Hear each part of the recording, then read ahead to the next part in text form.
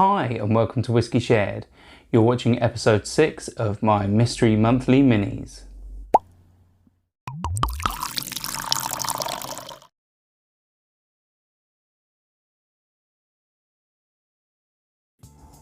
I'm Toby and you're watching Whisky Shared. Welcome to episode 6 of my mystery monthly minis.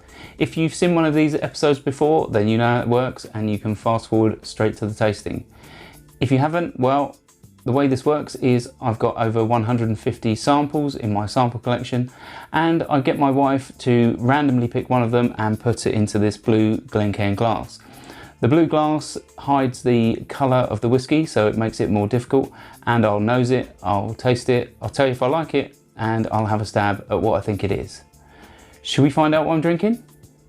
On to the whiskey. Right, so before I start nosing and tasting, if you want to find out what's in my glass when I do, then just keep watching. Otherwise, take a look in the description now for a sneak peek. Let's start with the nose. Right, so this is incredibly sweet. It's toffee and caramel. It's really, really nice and sweet on the nose. I love this sort of thing. It's like sea salted caramel or toffee fudge. Wow, it's really nice.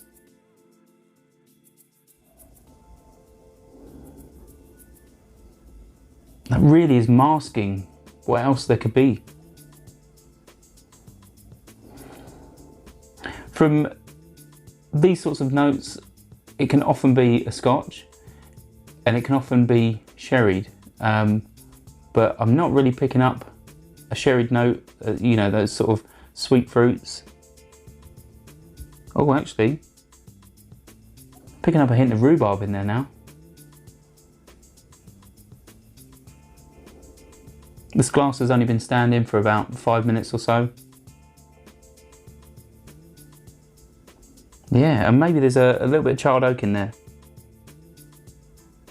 But yeah, the rhubarb almost reminds me of those sort of rhubarb and custard sweets. But yeah, it's a really, really pleasant nose, and let's see if the palate lives up to the nose.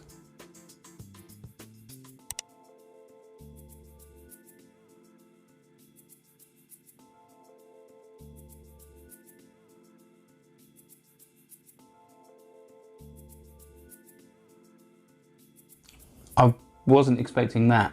What I'm getting on the palate is there is like a red wine or fortified wine note. There's lots of cereal, there's sort of toasted cereal grains. There's a hint of that toffee, which isn't overly strong. But yeah, I'm really surprised. I wasn't expecting that sort of difference on the palate. Let's have another sip.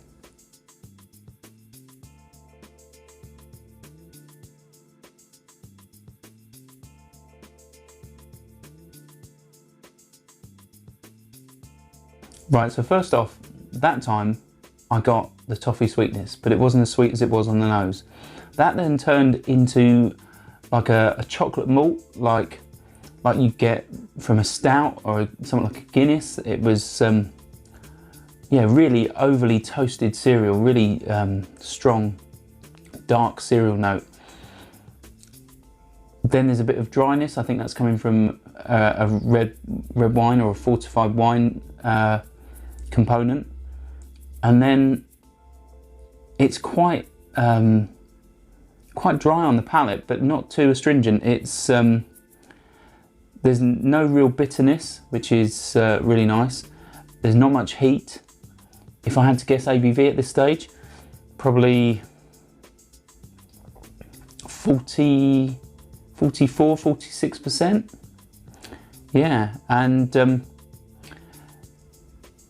in terms of picking a location, I'd say this is most likely Scotch because of whiskies I've drunk that are similar, but it's also possibly European, possibly Scandinavian, but it's, yeah, I'm gonna have one last sip just to see what else I can get.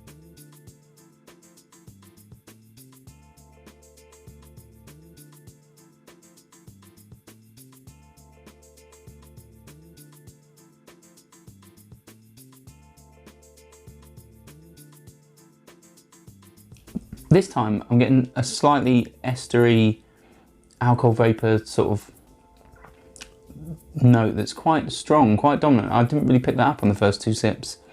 There's a bit more heat that's building. The finish is becoming noticeably longer, but it's quite a nice whiskey. I'd say it's definitely one. It's definitely one I'd drink again. You know, I think one sample probably isn't enough. So once I found out what this is, if it's still available, I might even be tempted to buy a bottle, but not sure where it's from. So yeah, Scotch or Europe. I know I'm not really narrowing it down massively, but it's quite an interesting one, and I do hope there's a wine or fortified wine sherry sort of finish or component in there, because I'm sure I'm picking that up.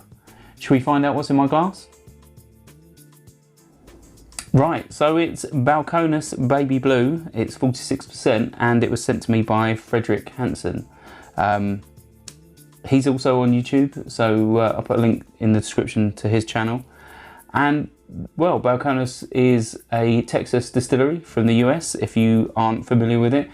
And as it happens, I have tried this once before at a whiskey show, and on the nose, I remember toffee popcorn. That's what I remember. And even though the palate isn't what I totally remember it being, it's still very nice. I still enjoy it. I don't think there is any wine finish on this, but I may be wrong. But yeah, it's one that's on my wish list, so I definitely will be getting a bottle of this, and I'm so glad I got to try it again before making that purchase. If it sounds up your street, I'll put a link in the description, and if it doesn't, then I'll see you for the next review. Sancha. I hope you enjoyed this video. If you did, why not give it a like or a comment, and please consider subscribing for more videos like this.